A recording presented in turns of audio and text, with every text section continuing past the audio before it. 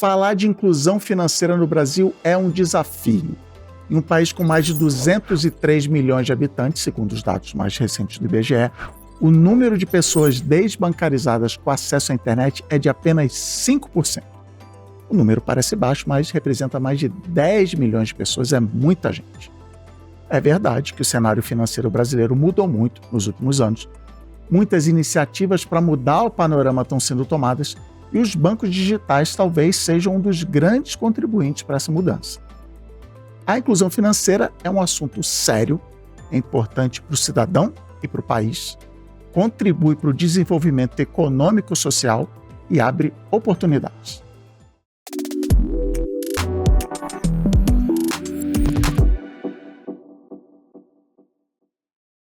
Eu sou o Cris Dias e para falar desse assunto, Tudo Conectado traz hoje para a bancada dois especialistas. O Sérgio Al, fundador e CEO da Conta Black, conselheiro da ONG Afrobusiness Brasil, fellow da rede Líderes da Fundação Lehman e mentor da Templo Ventures, em uma carreira que se dedica ao fomento do empreendedorismo, inclusão e educação financeira. Sérgio, é honra ter aqui você no Tudo Conectado, muito bem-vindo. Prazer todo meu estar aqui com vocês e compartilhar um pouquinho das nossas vivências. Boa! E ao lado do Sérgio, Marcos Mazzi, gerente executivo do Banco 24 Horas, que atua na TecBan há mais de 19 anos, passando pelos cargos de gerente de projeto, gerente de negócio e agora gerente executivo. Hoje ele é responsável pela gestão do produto Banco 24 Horas, experiência do cliente e distribuição. Mas muito bom ter você aqui. Prazer é meu, obrigado aí pela oportunidade, né, Sérgio, Cris, da gente conversar sobre esse tema, que eu acho que esse tema é muito importante. Ele tem uma boa amplitude para a gente trocar aqui informação. Sérgio, eu li aqui, né, fiz essa introdução, contei um pouquinho da sua história, mas eu quero saber como é que você chegou aqui, como é a tua jornada, como é que você atua nesse mercado aí. Pois bem, né, eu sou empreendedor, né, desde muito jovem, né, eu vim de uma época... acabo entregando a minha idade, né? Mas eu vim de uma época que não era a época do computador, ainda era a época dos terminais, né? Tá. Eu sou filho de um metalúrgico, de uma empregada doméstica, e que alimentava 6 filhos, né? Então, 5 homens e uma mulher, né? Num bairro periférico como Capão Redondo, né? E lá eu sentia todas as mazelas da dificuldade, da escassez, né? Um bairro já era de escassez, né? Mas eu tinha ali na minha família pessoas que sempre me incentivaram a correr atrás dos meus sonhos, desde que eu estudasse, desde que eu andasse bem arrumado. Então, mas para eu chegar até onde eu estou, acho que eu tive uma criação que me propiciou isso, né? Descobri que eu era criativo, achava que podia ter uma agência de comunicação, criei uma agência de comunicação do qual fiquei por 20 anos. E achando que o game estava zerado, aí que é o motivo de eu ter criado a Conta Black, né? Foi a negativa do crédito, mesmo sabendo que em condições totalmente diferentes de outros empreendedores pretos, eu tinha garantias, tinha carro, tinha casa, tinha folha de pagamento mais de 30 funcionários, eu tive o crédito negado pela minha cor. Então, ter um banco digital hoje tem muito a ver com essa questão de você enfrentar os seus algozes, né, e correr atrás dos seus sonhos. Legal. A gente no episódio aqui sobre inovação falou muito disso, que muitas das ideias nascem vou inventar um negócio para mim mesmo, para resolver um problema meu, e aí nesse processo descobre que tem muita gente com problemas parecidos e tal, então legal, a gente vai falar mais um pouquinho da Conta Black daqui a pouco, mas você é responsável por um produto, pelo menos é o mais conhecido da TecBan, que é o Banco 24 Horas. Como é que você chegou até aqui? Eu tenho 19 anos, mais de 19 anos da TecBan. Eu tive uma vida antes também, eu sou formado em ciências da computação, então trabalhei muito na área de tecnologia, em vários setores de serviços e financeiro, e entrei na TecBan também pela área de tecnologia. Então, ali na TecBan, ali na parte tecnológica, eu comecei a conhecer a cadeia de valor do Banco de 24 Horas, né? Trabalhando e desenvolvendo sistema, fazendo gestão de projeto, até que eu me movimentei para a área de negócio mesmo do produto, né? Do banco. Ali deu uma expandida na questão, na cadeia de valor do Banco de 24 Horas, como a gente utilizaria isso também para as instituições, porque a gente tinha ali uma eficiência muito forte. A partir daí, trabalhei um tempo por ali e fui para a área de pré-vendas. Então, nesse momento de pré-vendas, eu tive uma aproximação com os nossos clientes, que são as instituições que estão ali no Banco de 4 Horas, e meio que complementou esse conhecimento. A partir daí, eu fui para o Banco de 4 Horas com o produto. Então, eu estou nos últimos 5 anos como o gestor executivo ali, cuidando e gerenciando do produto. Aí, quando a gente fala em produto aqui do Banco de 4 Horas, é o produto, como fazer uma experiência do usuário, quando o cliente chega ali na máquina, seja intuitivo, seja, né, que todos tenham esse acesso ali, essa utilização fácil, né, é amigável, desde onde colocar essa máquina, né. Então, a gente tem lá sistemas de geolocalização para fazer a análise, ver onde que a gente pode colocar, e quando você coloca, tem também a parte do trade, que é, tá lá, tá no local, como que eu sinalizo para que as pessoas que passem por ali saibam que ali tem esse acesso, tem esse serviço. Então, hoje, esse é o meu papel aí, junto com o produto do Banco de 4 Horas. Legal, o Sérgio falou entregando a idade, não sei o que. Eu lembro assim, agora tem um negócio chamado Banco 24 Horas. Eu falei, cara, eu não lembro nem quantos anos eu tinha, eu era novo. E era, que loucura, agora você vai lá, tudo muito legal. Mas a gente hoje veio falar aqui de inclusão financeira. Eu quero que vocês me ajudem a entender o que é, na prática, a inclusão financeira e quais os desafios que a gente tem hoje nesse assunto, inclusão financeira. Bom, sob o meu ponto de vista, a inclusão financeira, ela é bem subjetiva na maioria das vezes, né? Não se falava em inclusão financeira 10 anos atrás, Tá. né? Não existia. Eu falo muito sobre o ponto de vista de raça, né? Nosso público, ele nunca teve a oportunidade de ter acesso a serviços financeiros, não tiveram oportunidade de ter acesso à educação financeira, que também é uma aba da inclusão.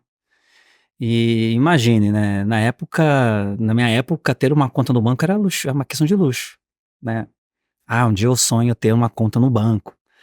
E eu só vou conseguir ter uma conta no banco com 16 anos, né? O orgulho meu de ter o meu cartão, a minha conta, ir lá na agência tirar o extrato. Mãe, tirei meu extrato. Esse, pra quê? Nada. Marca zero aqui, ó. Mas assim, o papel da inclusão, ela tá muito abraçada à educação, né? Minha avó, ela falava que minha avó era neta de escravos.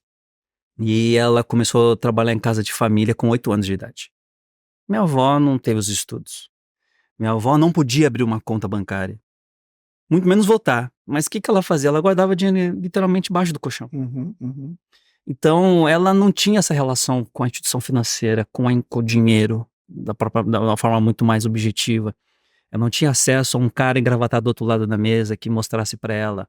Ou na minha época, pelo menos, quando eu era office boy, eu tinha tempo de sentar com a gerente do banco, ela falava assim, poxa, que eu gostaria de fazer um investimento. E ela indicava a poupança porque era boa na época a poupança. Mas até nisso, isso se perdeu com o tempo. Então, acho que a inclusão financeira, ela, nos dias de hoje, ela é muito importante quando se trata da formação empreendedora. Legal. E mais, qual é o desafio? O que hoje aí ocupa as discussões no assunto de inclusão financeira? A inclusão financeira, ela é, né, ampla, ela tem vários fatores, ela passa ali pelas políticas, né, de inclusão, serviços, produtos financeiros, mas também tem a questão do acesso. Acho que aqui eu vou colocar, porque é o meu dia a dia ali, ok, você está disponibilizando serviços, está mudando as políticas, você está digitalizando, mas como que você faz para que isso chegue, independente, né, das características que a gente, né, social, questão, né, de gênero e de localidade. Isso, geográfica. De geográfica. Por quê? Porque o Brasil é grande, né? A gente tem aí uma grande diversidade. Então, para mim, essa inclusão financeira é o como, né? E como a gente consegue chegar até ali, como que a gente consegue disponibilizar para aquela, né, população e ter essa democracia de escolha, né? Escolher ali o serviço, escolher a maneira com que ele vai utilizar esses serviços, esses produtos, aí, e utilizando também essas políticas de inclusão. Acho que para mim ele fecha nessa questão. Boa. Concordo. Eu, na abertura aqui, joguei um número de que 5% das pessoas desbancarizadas, que não têm conta bancária ou nada do tipo, têm acesso à internet. É da pesquisa Datafolha Techban, do final de 2023. a pandemia deu uma mudada nesse número, deu uma sacudida, mas esse número ainda é uma preocupação, dá 10 milhões de pessoas, por que esse número é uma preocupação? É um, é, eu acho que eu posso dizer que isso aqui é uma preocupação porque ela, o avanço da tecnologia no todo, ela conseguiu chegar até uma parte da população, mas falando do âmbito financeiro, ela não conseguiu chegar na ponta da forma correta, né? Vou dar um exemplo. Quando existia o primeiro telefone celular, existia um preconceito da possibilidade de existir um telefone pré-pago. Tá. Em que, mas qual era o impacto que o telefone pré-pago teria na grande camada da população, né? Que é o acesso à tecnologia, o acesso ao telefone que você paga por ligação, que nem o antigo orelhão, né? Acho que isso acabou com o orelhão na época, né? É, é, é, e isso fez com que se tornasse a principal ferramenta do brasileiro, né? E hoje tem mais telefone celular do que a população, né? Então as Sim. pessoas elas preferem usar o dinheiro delas para pagar um telefone pré-pago para não ficar sem o WhatsApp ali, que é o ponto de conexão intra consumidores, né? Eu acredito que o futuro das comunicações, do futuro financeiro, ele não vai ser mais por app. Tá. Vai ser Será como? por mensageria, Legal. né? Isso já está acontecendo fora do país. Mas é um número alarmante que ainda os números mostram que é muito contundente que o impacto ainda não chegou nessa ponta. Uhum, uhum. Agora a pergunta é: o que nós estamos fazendo para que todos possam ter acesso com qualidade a serviços de educação, serviços financeiros, através do processo de telefonia? Então, eu acredito que existe um desafio, e é por isso que eu assumi atualmente a área de inovação do banco, né? Como que eu construo uma solução que possa chegar para todas as pessoas sem que ela tenha que se desprender, ou seja, financeiramente para ter uma tecnologia melhor, sabe? Empregue, você vai ter que comprar esse telefone caro só? Não, eu tenho meu Exatamente. telefone que é o telefone. Exatamente, mas eu preciso só do WhatsApp, sabe? Então, como que eu conecto isso, né? Eu acho que é um trabalho não só de política pública, não, acho que é bem privado mesmo, e eu acho que esse é um grande desafio, apesar de que esse número está crescendo. Ele vai crescer. Ele vai crescer. Boa. Acho que o advento das fintechs diminuiu essa barra, né? Sim. De desbancarização para subbancarização. O que é subbancarização? Qual a diferença? Subbancarizado é aquele cara que tem um celular e vai abrir uma conta no banco A, no banco C, banco D, não tem um relacionamento com nenhuma instituição, não movimenta, até porque não existe um relacionamento entre as pontas, entre as duas pontas, né? Então esse cara é um subbancarizado. Ele abriu a conta e parou ali. Parou ali. Tá. Sabe, isso acho que é cada 3 contas por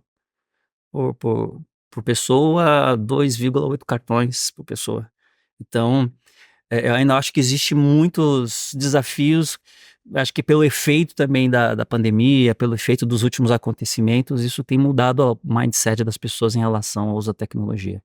Posso estar errado, mas... Isso aqui pra...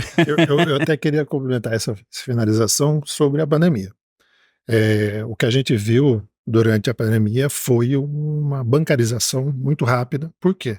Nós estávamos ali numa situação, né, de caos ali, né, num momento importante, tinha que ter o acesso, tinha que ter as políticas de ajuda à população e tinha que ter soluções. Esse momento, essa crise, fez uma aceleração na parte de soluções e tecnologia, né, e de oferta. Por exemplo, aqui eu vou dar um exemplo no banco público, que ele fazia lá os benefícios, era um cartão, você tinha um chip e a pessoa, né, que tinha esse benefício tinha que ir até a agência, ele tinha que fazer ali o seu saque, né, tirar esse dinheiro. O que ela fez? Ela transformou isso numa conta digital. E nesse momento, ela acaba fazendo uma bancarização, transformando isso numa conta bancária, ele bancariza, e aquelas pessoas que começaram a ter, ela começou a ter acesso e ter essa oportunidade de movimentar. Então, isso foi um movimento que, para mim, ele teve esse efeito nesse número que você deu, né, que teve essa bancarização, né, e a partir daí, né, os bancos digitais, as soluções e serviços, elas começaram a olhar para esse mercado e falaram: opa, peraí, aqui tem um nicho que precisa ser trabalhado. Então eu acho que Eu acho que teve essa aceleração, teve esse ponto, mas tem um grande caminho para ser trabalhado, porque a gente vai em campo e a gente vê que tem regiões, tem cidades, que mesmo que tenha ali, né, esse subbancarizado, ele precisa de acesso, ele precisa de atenção ali. Então Mas tem espaço. é bom você falar isso, porque eu ia perguntar de acessibilidade, de acesso, que é isso, eu estou falando, não, beleza, agora, para você abrir uma conta, é só fazer isso aqui e tá tudo fácil. Mas como é que entra a educação financeira? Porque esse exemplo que você deu. Eu estou lá, eu tenho cartão, eu passei a minha vida inteira indo lá no banco, uma vez por mês, retirar meu benefício e guardar embaixo do colchão, que nem você contou. Aí agora um dia, por causa da pandemia, chega uma cartinha, sei lá o que, na minha casa, fala, não, agora aqui é só nova conta digital. E é isso, é fim. Como é que é o papel da educação financeira e quais são os assuntos, né, que a educação financeira está tendo que tirar da frente, está tendo que ajudar as pessoas hoje em dia? Acho que saiu uma circular recentemente nesse ano, no começo desse ano, colocando que os bancos eles têm a obrigação, têm um papel de agora de levar a educação financeira para os seus clientes. Mas isso na prática vai ser muito difícil, né? Porque quando apareceu a pandemia, existiu uma obrigação da gente ter que engolir à força a digitalização, né? Que as pessoas não podiam sair, os bancos, as instituições tiveram que arranjar um jeito das pessoas se digitalizarem, né? E na pós-pandemia, com o advento da digitalização, os bancos acharam que diminuir as suas lojas seria um caminho de forçar a digitalização dos seus clientes. Mas esqueceram que, e as pesquisas mostram que a população brasileira está ficando mais velha. Estão tendo menos filhos. E eu tiro para o meu próprio sogro, né? Que ele gosta de pegar uma fila. Pastinha. Eu tô me pegando, virando essa pessoa e falando, é isso. Eu quero ir lá, eu vou no banco. Outro dia eu queria abrir uma conta para minha filha e o banco, a agência perto da minha casa, eu fui lá. E aí eu cheguei lá, a atendente falou assim, pois não, eu vou ligar pro seu gerente, porque o seu gerente trabalha em casa, e aí ela me botou na frente, eu falei, nossa, que idiota que eu sou, cara, olha o que eu virei. Eu vim até o banco, porque eu falei isso, cara, eu vou no banco, eu vou abrir uma conta, eu vou caminhar. É isso, eu virei essa pessoa e o que eu faço mesmo? Tem o lado físico da pessoa ir lá e ter o contato, ter a aproximação. Isso, a gente tem essa cultura. E ter essa necessidade de ver, opa, aqui tem um contato, aqui tem um local para fazer interação, para conversa, para ter Ele gostava de pegar fila, pagar, conversar com os outros aposentados ali, chegar lá, oi, fulano de tal a caixa, paga aqui, meu comprovante, carimbou, levou para casa. Mas a digitalização, ela tirou um fator mais importante da educação financeira, que é o relacionamento. As pessoas ainda precisam falar com o gerente. Sim. E aí parece que as instituições inverteram um pouquinho essa lógica, porque hoje você não tem mais um gerente fixo.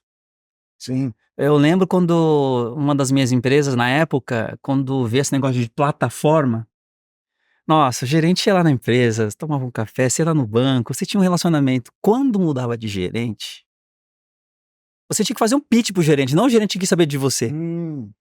Quero saber como tá a sua empresa, mas outro gerente que saiu falou para mim na minha empresa, tem tantos funcionários, tanto de faturamento, traz produtos. Então a digitalização, ela tirou esse lado humano das relações, que é o ponto focal da educação financeira. Eu acho que eu sempre crio teses loucas na minha cabeça, assim, poxa, o gerente, ele tinha que ser o mentor financeiro do cliente. Como que eu construo esse relacionamento com o meu cliente? Sendo que eu tenho um serviço digital que constrói, mesmo que de uma forma ilusória, um relacionamento digitalizado, e que isso também se transformou num problema. A digitalização, as barreiras que eram físicas se tornaram digitais. E aí, então, tem mais barreiras. Quero um crédito, vou falar com um robô. Isso. O robô faz uma simulação, e aí eu não tenho nenhum relacionamento ali de ponta que fala assim, o que eu preciso fazer para conseguir um crédito no banco? E o crédito, eu sempre falo que conseguir um crédito é uma questão de capacitação.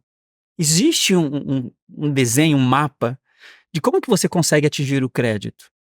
E é isso, esse vai ser o grande desafio das instituições daqui para frente, porque agora, com essa digitalização exacerbada, eu falo da paleteria das contas digitais, hoje o cliente ele tem uma escolha, escolher o serviço financeiro pelo propósito agora. Legal. O que ele vai me oferecer? Eu acho que hoje a educação financeira é o trunfo que vai ser o trunfo que vai mudar a escolha pelo serviço financeiro atual. E os jovens, eles já estão justamente nesse caminho. Não, você está contando essa história do fui lá, pedi o crédito, o robô calculou e o robô falou não. Outro dia rolou isso, eu queria um cartão de crédito pela milhagem, que era da companhia aérea. Botei lá, preenchi o formulário gigante, falou não. Por quê? Não sei, só falou que não. Só que aí na hora da educação financeira, o que as pessoas vão fazer? Provavelmente vão entrar no YouTube para tentar ter essa informação. Num youtuber pode estar até bem intencionado, mas às vezes não sabe o que está falando, tem informação, não está dentro. E as instituições financeiras estão perdendo essa oportunidade de falar, não, eu sou o seu banco, você tem a conta comigo, eu vou te dizer, é um baita desafio mesmo. Mas eu acho que é um investimento, não é um investimento caro. Que isso? Sabe? Não é um investimento caro, sabe? Hoje existem as organizações sociais, estão nas áreas periféricas desse Brasil, que dão todo um treinamento, todo um aconselhamento para a jornada empreendedora das pessoas. As instituições podiam pagar para essas instituições criar modos de educação financeira, sabe? A Conta Black, quando começou, ela era cartão pré-pago. Tá. Só que ela foi a única, na época, única fintech que ela emitia cartão pré-pago pessoa física e pessoa jurídica, porque eu sabia que grande parte, 90% dos empreendedores que abriam com a gente, eles eram empreendedores, precisavam ter uma conta. Então o que eu falava para eles? Olha, você que está pedindo um cartão para você, pede um cartão para sua empresa. Mas por que, Sérgio? Porque você não pode misturar os faturamentos da sua empresa com as suas retiradas pessoais. Isso faz parte da educação financeira. Eu fazia uma coisa muito simples. Tanto que nós somos muito bons em redes sociais porque a gente levava essas pílulas. E aí quando você vê um mar de instituições, você, poxa, precisando de dinheiro, participando de editais para investir e apoiar empreendedores, as instituições elas poderiam colocar o dinheiro nessas instituições, essas organizações sociais, para elas levarem acho que a trilha da educação financeira para a formação empreendedora. E não só formação empreendedora.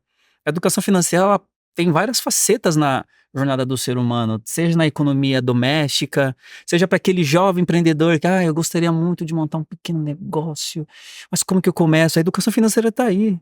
Você contou essa história da conta pessoal misturar e empreendedorismo. A minha filha agora está no comitê, a mesma que eu tentei abrir a conta, está no comitê de formatura, da festa de formatura. E aí ela tá vendendo lá, sei lá, bala, o que tá vendendo, aí ela bota na conta pessoal dela. Aí eu e a mãe, não, olha a bagunça, aí depois você vai, não, tem que abrir uma conta, não tá empreendendo na festa, né? Sim. Mas não abriu o CNPJ, não tem, é assim, um projeto pessoal de curta duração, mas que tem que ter esse pensamento financeiro, até para depois prestação de conta, saber e tal, é bem básico, legal. Mas você está contando essa história, eu entrei lá, você foi stalkear o seu LinkedIn, aí tem escrito lá grande, a transformação já começou. Acho que é uma boa hora de você contar que transformação é essa e como é que nasceu a Conta Black. A Conta Black, ela nasceu dessa dor, né, há 20 anos atrás. Assim que o gerente falou, não me deu nenhum motivo, eu falei, levantei da mesa para ele assim, tá bom, vou abrir meu banco. É isso aí. E meu sócio falou assim, você é louco. Você sabe o que significa abrir o banco? Eu não sei, joguei pro universo. Acho que os 20 anos, com a mudança da digitalização, sabe, o advento da redemocratização dos serviços através da tecnologia, eu falo assim, um dia isso vai chegar no mercado financeiro. Foi quando eu tive o apoio de um executivo de um banco que ele foi cliente da minha agência, expliquei a minha dor de anos atrás e falei assim, poxa, quero construir um produto financeiro pensando essa grande massa, que não é só preta e periférica, sabe? É uma grande parte do Brasil que é nordestina, do interior, que não tem acesso a serviços financeiros, que precisam ter um produto financeiro. E falei assim, poxa, eu gostei, vou te ajudar. Em 2008 eu fiz a imersão no mercado financeiro para entender produtos financeiros, sob o ponto de vista de pessoa física, né? Mas só foi em 2017 que eu lancei a Conta Black. Mas entre essa intersecção de 2008 até 2017, eu tive que criar uma entidade chamada Afrobusiness, que hoje está se transformando em Instituto Black. Criei a Afrobusiness para ser a ponta de conexão entre o afroempreendedor e o mercado. Durante esse tempo que eu criei essa instituição, nós tivemos aproximadamente 9 mil associados, empreendedores no Brasil todo. que Qual eles... foi uma história que você viu que você falou, nossa, eu não sabia, não tinha noção disso? Dá um exemplo. ah, foi de uma empreendedora, que ela não estava tão longe de mim. Ela era uma ótima quituteira, sim, de mão cheia. Tinha sonhos, mas não conseguia dar o passo adiante, porque ela recorreu ao crédito caro, que é o agiota. Assim. O que a entidade fez? Poxa, eu vou te ajudar. Quem é esse agiota? Vamos conversar com ele, vamos bater um papo com ele. Olha, ela é uma empreendedora, ela tá tentando pagar esses juros aí, tá? Eu sei que você precisa receber. Vamos fazer um acordo de uma forma da gente tentar ajudar ela e você receber o seu dinheiro? A gente fez um acordo, desse acordo a instituição pagou uma parte disso, e aí criou para ela toda uma jornada empreendedora com educação financeira, para que ela pudesse continuar sonhando, que era prestar serviço para grandes empresas, que é o grande empreendedor, e o pequeno empreendedor quer sonhar, quer vender serviços para grandes empresas. E também, no caso dela, no futuro ter um restaurante ou um café. Assim, que no espaço de um ano ela empregou 10 funcionários e fechou um ano com quase 1 milhão de faturamento. Mas aí, o que a gente viu dessa história toda? Que igual a ela, uma pessoa negativada, que tem sonhos, ela só precisava de uma oportunidade para acertar. Hoje ela é o nosso exemplo de sucesso. Recentemente ela acabou de inaugurar o restaurante dela, sabe? E pra gente, esse é um exemplo de que existe muita gente boa precisando de uma oportunidade. Então, a Conta Black, ela nasceu principalmente dessa dor, do desafio de mostrar para o mercado, e a gente acreditar mesmo com o nosso próprio recurso, que esse é um projeto, é um negócio que precisa de apoio, precisa existir para mostrar para o mercado que vocês estão errados. E nós estamos aí no mercado agora. A gente tem a meta de, nos próximos 24 meses, chegar em 1 milhão de clientes. 1 milhão de pessoas impactadas, que sejam empreendedores. E a ideia é que, se a gente apresentar ao mercado a nossa tese, quiçá a gente pode chegar nos grandões que estão aí nos próximos 5 anos. Boa. Mas e o Banco 24 Horas, como é que entra? Qual é o jeito do Banco 24 Horas de melhorar aquele número lá de 5%, de trazer pessoas e até de entender como botar pessoas para dentro do sistema para ter todas essas vantagens que a gente está falando até agora? O grande objetivo do Banco 24 Horas ali é o compartilhamento de valor, né? O que quer dizer isso? É a gente chegar nessas localidades onde as pessoas ali, ele tem às vezes o serviço, tem o produto, mas ele não tem o acesso. Então, o que a gente tem aqui? Pô, a gente tem em grandes números aqui, temos mais de 24 mil equipamentos distribuídos, então a gente está em todas as regiões, em todos os estados, estamos falando aqui de mais de 1.200 municípios, né? Isso dá 150 milhões de pessoas, dá 75, então 150 milhões de pessoas dá 75%, ou seja, ainda tem um espaço grande para a gente conseguir ali. A gente fechou com os números ali do final do ano passado de 1,5 bilhão de transações fazendo ali no Banco de 4 Horas. Isso dá mais ou menos aí 316 bilhões de reais que passaram, se movimentaram ali no Banco de 4 Horas e que representa 3,4% do PIB brasileiro. Então acho que isso já é um grande volume e tem ainda espaço para a gente continuar entrando em regiões e continuar, né? O Banco de 4 Horas ele é democrático, então hoje a gente ali tem mais de 150 instituições, e aqui nós estamos falando de grandes instituições, médias, pequenas, cooperativas, bancos digitais, ou seja, eles estão ali centrados, estão ali para oferecer, né, os serviços para os clientes, são mais de 90 serviços. Então, assim, quando a gente entra num local, entra numa cidade com o Banco de 4 Horas, ele é um ponto de extensão, né, tanto do banco digital quanto dos próprios bancos, né, todas essas instituições, é um ponto a mais ali de conexão com os clientes, né, com o atendimento da localidade. A gente fala muito que a gente é o ponto, né, de intersecção ali entre o físico e o digital. Legal. Dos dois sentidos. Por quê? Porque a pessoa tem ali o digital, o dinheiro digital, ele pode ali transformar no físico e sacar o dinheiro dele, como ele também pode pegar o dinheiro e ir lá e depositar para um digital, né? Então esse é o grande foco ali que a gente tem no Banco de 4 Horas, e a ideia é expandir e chegar cada vez mais com outras soluções, com outras coisas para chegar mesmo nas cidades periféricas. Boa. Mas o mercado vê vantagem potencial nisso, tanto nesse teu ponto de vista de chegar nos lugares, quanto na história até que você contou da dificuldade do pitch. Como é que tá o mercado hoje, está entendendo essa necessidade de inclusão financeira? Ainda existe uma certa resistência, porque eles não veem isso como benefício, Tá. sabe? Acho que é um ponto que o Masi colocou, eu acho super importante. O Banco 24 Horas, ele teve um papel fundamental na inclusão. Porque até então existia um certo preconceito das bandeiras de acessarem certas regiões. Tá. E aí, como eu lembro, no mercado, do bairro, quando chegou a primeiro Caixa 24 Horas ali, você ouve o burburinho das pessoas, poxa, agora eu não preciso mais pegar o ônibus Uhum, Isso aí. e fazer Tem todo aquele impacto na trajeto. economia ali na hora. Exatamente. Na cidade.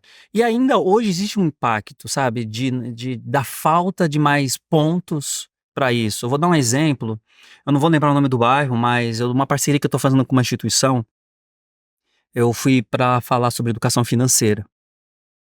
E é justamente numa área que, na épocas de chuvas, degrada o bairro, e eles fizeram um projeto para mudar o leito lá do córrego, para evitar isso, mas eles fizeram uma transformação. E aí a primeira pergunta que eu fiz para a organização: qual é o banco mais próximo daqui? Uhum, uhum. A pessoa falou assim: Sérgio, a pessoa demora 40 minutos para chegar no banco mais próximo ou na lotérica mais próxima. Uhum. Ou seja, ela tinha que pegar uma van, sai do bairro para atravessar o outro lado para. Nossa, isso imagina o tempo que a pessoa gasta Sim. por isso, né?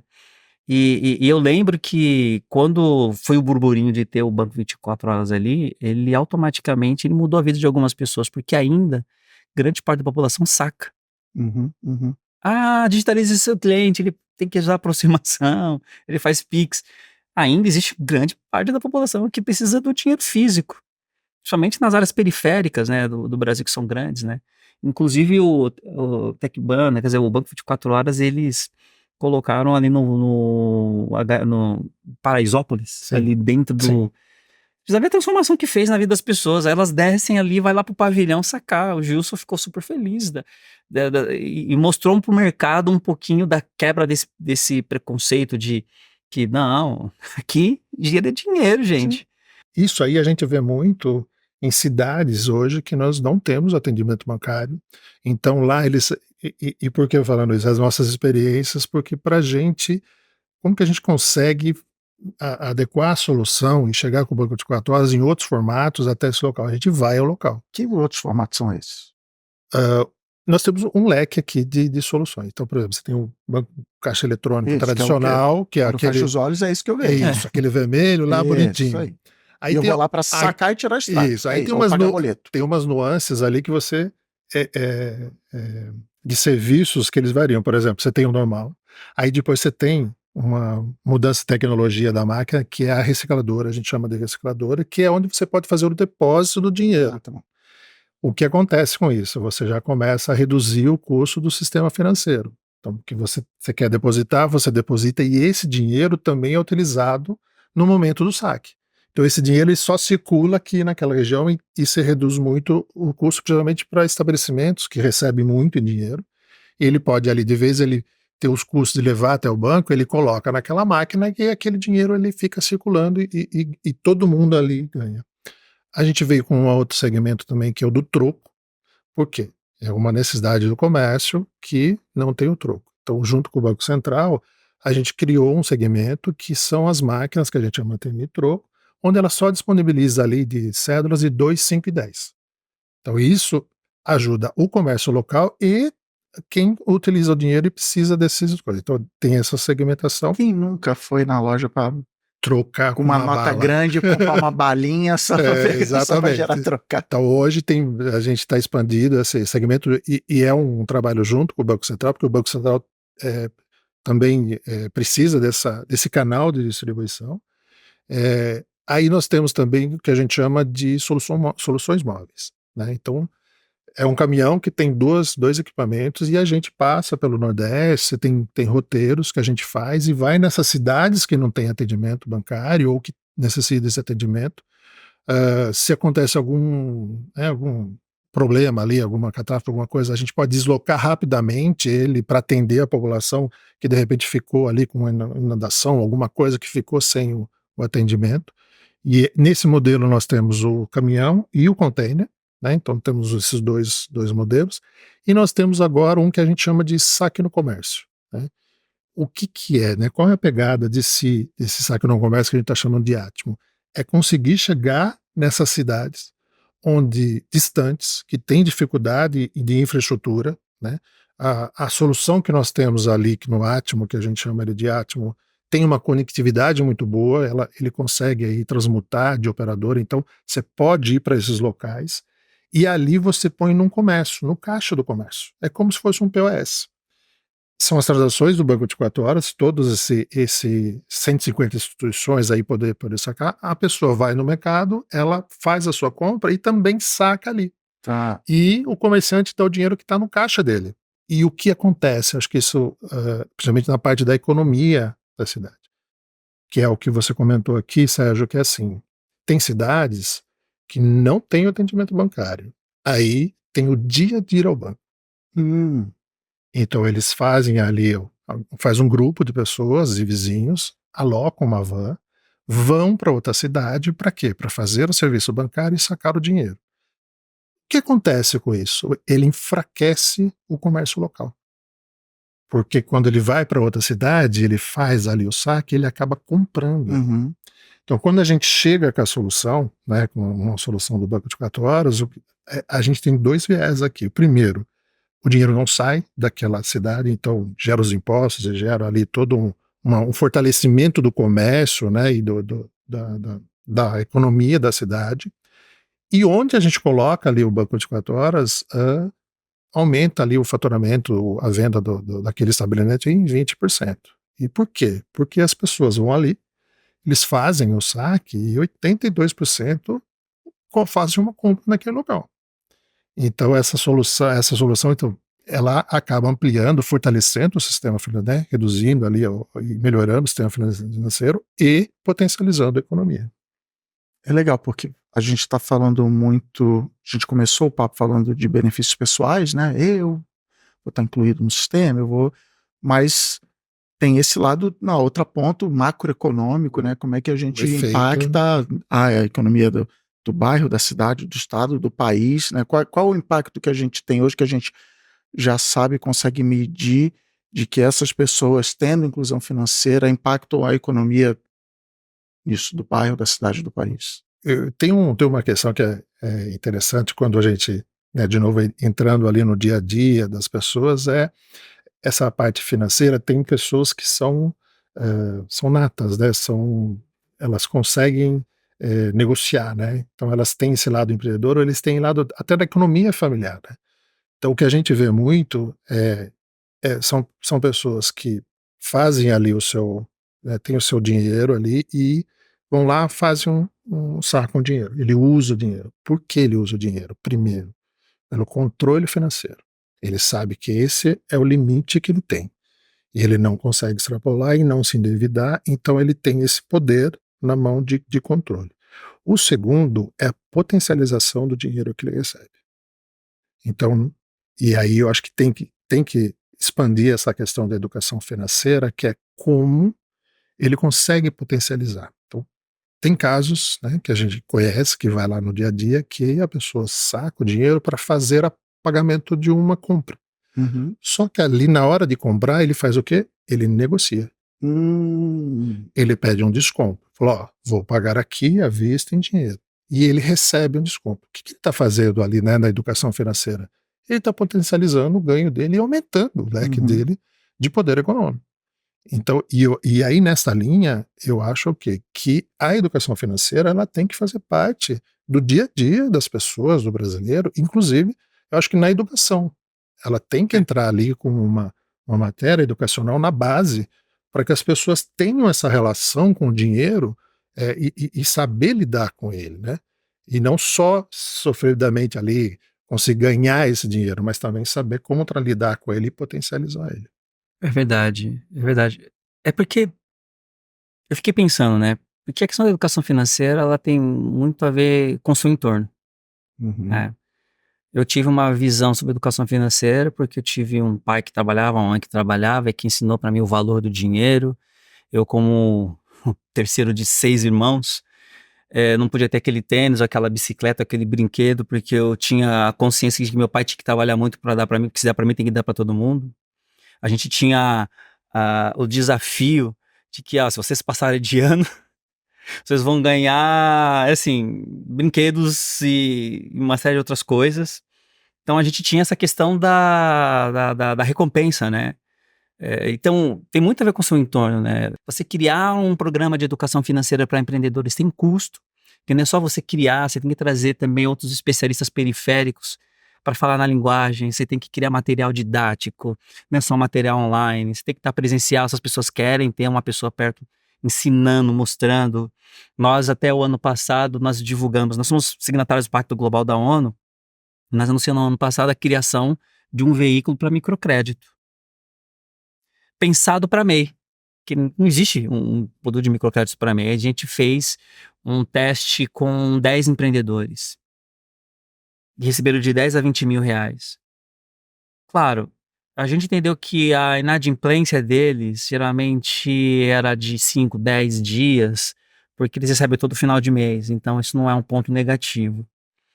Mas o que que faz com que eles estejam sempre em dia? É porque a gente, uma vez por mês, fazemos uma reunião, um encontro com esses empreendedores online para saber como eles estão usando o dinheiro, quais são os resultados. E eles gostam disso, desse acompanhamento.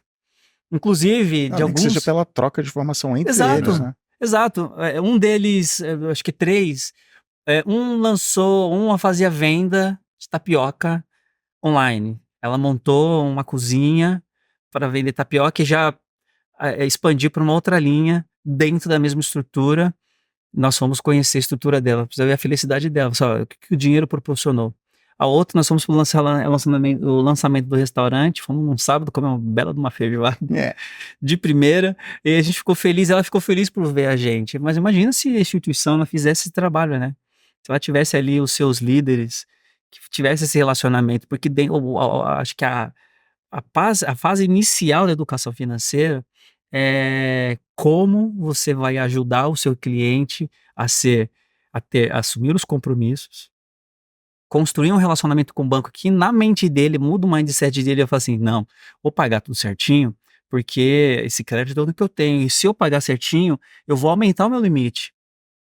E isso é uma forma de você construir uma sociedade mais que pense em prosperidade. E assim, o cliente Casas Bahia, da época, ele tinha. O que tinha de mais valioso? Não fazendo um merchandising para a marca Casas Bahia, mas é um case que a gente coloca na mesa. É o relacionamento que eles tinham com os clientes. Os clientes iam lá, pegavam o carnezinho dele e pagavam ali. Então. Não, até o que o Márcio falou. Aí chega lá, vai pagar o carnê na loja, aproveita, já compra mais uma coisinha. Você vai circulando, você faz a circulação. Então, várias nuances da educação financeira, mas ela assim, dar o primeiro passo, criar um programa de educação financeira. Você está falando isso, eu tô pensando muito nesse. Eu sempre falo que o maior benefício que a internet teve para mim, sendo online e tal, mas que me botou para falar e ouvir com muita gente, é o sentimento que eu chamo de não tô maluco sozinho. Assim, eu achava isso aqui me incomoda, mas eu acho que só eu tô maluco sozinho nessa. Aí eu escuto outras pessoas, e essa história que você está contando de educação, de troca de informação, que você faz a reunião e, nossa, tem outros 9 caras aqui comigo. O cara contou um problema que é parecido com o meu e eu achava, e eu vi que é comum e tal. Então essa troca de informação, e de repente tem muita instituição pensando que educação financeira é um PDF. O que é tesouro direto? Pronto, educação financeira.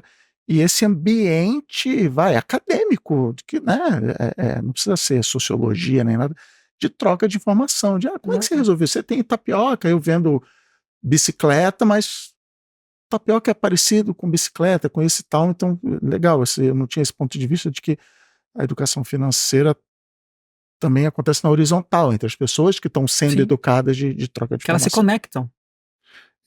E tem um desafio que eu vejo também, que você falando aqui, e eu percebo que é a questão do físico e do digital. Uhum.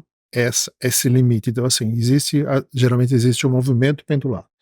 Agora vamos tudo para o digital. São dos exemplos que você colocou aqui na mesa, que não é só o digital. Ele tem que ter o físico também. E esse balanço acho que é um desafio para a gente chegar ali. Então, o digital vem para ajudar, ele é uma ferramenta e ele abre grandes oportunidades, mas a gente não pode perder o físico, como lá a educação, chegar no local, fazer essa ação de empreendedores ali, ajudar a população, o dia a dia de como lidar com o físico, com o dinheiro. Eu acho que isso é um desafio que nós temos pela frente e um grande caminho aí para a gente evoluir. Mas e aí, a política pública, como é que está faltando para a gente transpor esses desafios aí? Olha, eu vou falar assim, a TecBan ali, como eu falei, a gente trabalha tanto com o público estadual e o privado. Eu vejo movimentos, a gente vê movimentos dos dois lados, né? Então, vou dar um exemplo. Tem lá o Banco Público que ele vai na região ribeirinha ali e falou, pô, eu vou entrar aqui com um benefício aqui de pesca, né? Porque essa população precisa de um incentivo e tal. O que ele faz? Ele procura a privada como nós, né? E falou assim, olha, eu vou disponibilizar, eu vou dar acesso, mas esse benefício, mas eu preciso que você me ajude na parte de acesso. O que você tem de solução? Que aí, então assim, essa junção dos dois, eu vejo muito isso. Então, não só do público, o privado também, às vezes o privado não tem lá o como chegar naquele local, eles nos consultam, você consegue levar uma solução no banco de 4 horas lá? Então, eu vejo que nesse ecossistema nosso, eu vejo essa movimentação dos dois lados. Boa. O que eu acho da iniciativa pública é que elas têm que serem mais incisivos com as instituições para que elas criem mais programas e que elas sejam beneficiadas por isso. Agora, da iniciativa privada, eu acho assim que da mesma forma como eu resolvi assumir a dor, assim, vamos montar um banco. E fiquei ralando durante anos para montar esse banco, conhecendo o público, Tem gente que vai montando vender tapioca, vai vender feijão, ele vou montar um banco, é isso aí. Pois é, né? Assim, é a primeira pergunta que fizeram, mas como você montou um banco? Cara, não sei, simplesmente falei que ia fazer e o universo foi me colocando pessoas na frente. E aí eu percebi, poxa, realmente, a gente está chegando, nós estamos num ambiente e que que hoje os nossos clientes, que em grande maioria são pessoas pretas, elas falam assim, poxa, você está na Faria Lima, que legal, assim, que eu posso ir pra Faria Lima? Pode, vem tomar um café comigo.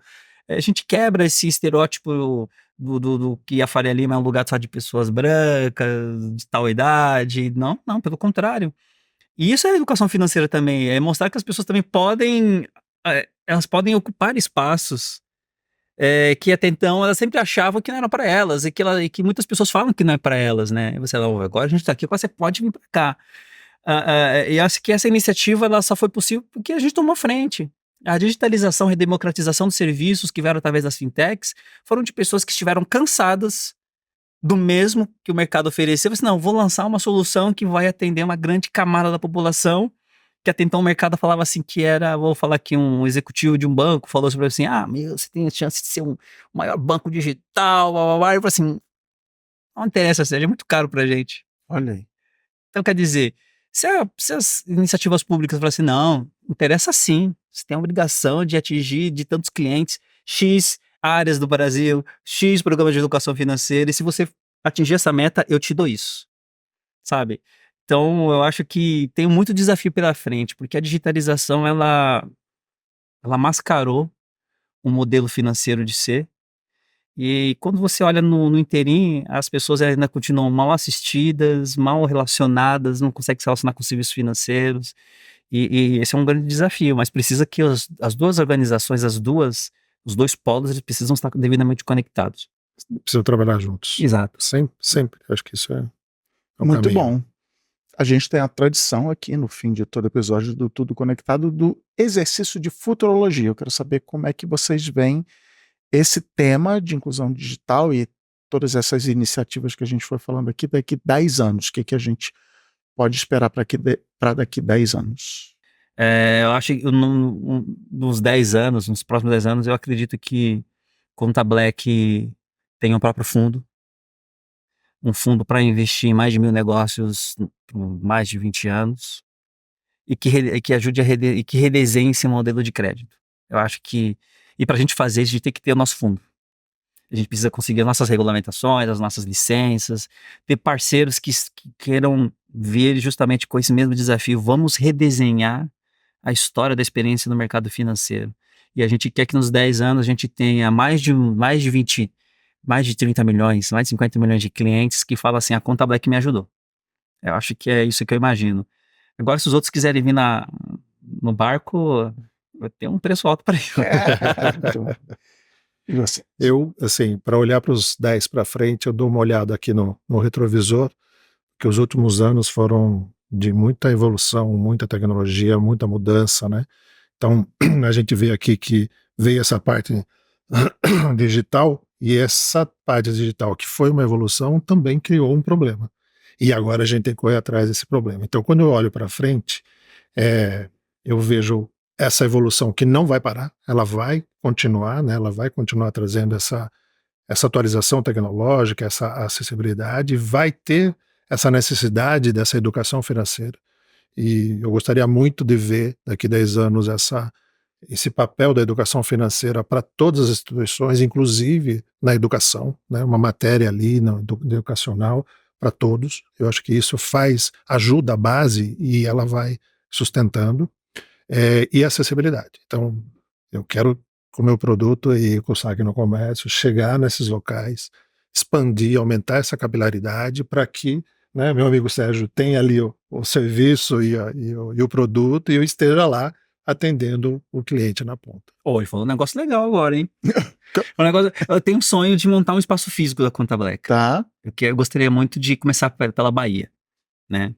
Esse é o meu sonho, montar um espaço físico que seja um merge, sabe, de um lounge, que tem internet, café, tem uma máquina para saque, Um banco de pagamento de 24 conta, horas 24 ali horas, que os nossos atendentes sejam experts em educação financeira, é isso que a gente quer formar, experts em educação financeira, para que aquele espaço seja um refúgio para os nossos clientes, né? Então, na verdade, o que a gente está querendo resgatar de volta, o offline, o físico, para ser o espaço de relacionamento. E ele deu uma ideia, de repente a gente pode bater um papo e montar um projeto aí para quem sabe, né? A gente ter um espaço físico da Conta Black e com um banco de 24 horas juntos. Muito bem, eu conversei hoje aqui com o Sérgio Al e o Marcos Mazzi. Pessoal, muito obrigado. Aprendi muito hoje, foi uma honra receber vocês aqui. Eu que agradeço aí pelo convite, pelo bate-papo, né? Pela troca de informação. Foi muito enriquecedor. Também agradeço muito a oportunidade. Apesar de todas essas colocações, desafios, como o programa fala, né? Tudo está conectado, né? Então é só uma questão de tempo. E obrigado a todo mundo que ficou com a gente até o final. Entra aí no YouTube da TecBan para assistir as outras conversas que já foram ao ar e segue as nossas redes sociais para não perder nenhum episódio do Tudo Conectado. Até a próxima.